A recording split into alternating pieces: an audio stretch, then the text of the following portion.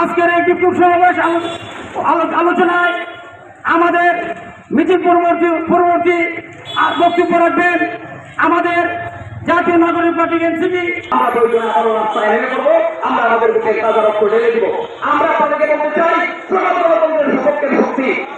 বাংলাদেশের যে ফ্যাসিস্ট সরকার, ফ্যাসিস্ট হাসিনা ছিলেন গণহত্যাকারী, তার যে দল সেই আওয়ামী লীগকে এখনো নিষিদ্ধ করা হয় নাই।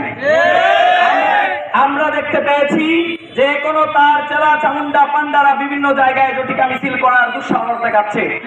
আমরা এ ব্যাপারে প্রশাসনকে নিশ্চুপ এবং নির্বিকার দেখতে পাচ্ছি। অনেক ক্ষেত্রে আমরা এটাও জানতে পেরেছি প্রশাসনের কতিপয় লোকদেরকে টাকা দিয়ে বাইরে সেটিং করে এরপরে তাদের সাথে মিটিং করে তাদের সাথে হাতাতের রাজনীতি করে তারা আজকে বিভিন্ন জায়গায় জটিকা মিছিল করে বিভিন্ন ইনক্লুশন বা পার্টিসিপেটিভ ইলেকশন নাই। তারা গণতন্ত্র বিশ্বাস করে না। যারা গণতন্ত্র বিশ্বাস করে না তাদের গণপরিষদ নির্বাচনের ব্যবস্থা করতে হবে। আমরা এই দাবি জানিয়ে সকল হবিগঞ্জের সকল মানুষকে আমরা দলমত নির্বিশেষে আমাদের এই যৌক্তিক দাবির সাথে একাত্মতা পোষণ করার আহ্বান জানিয়ে আমি আমাদের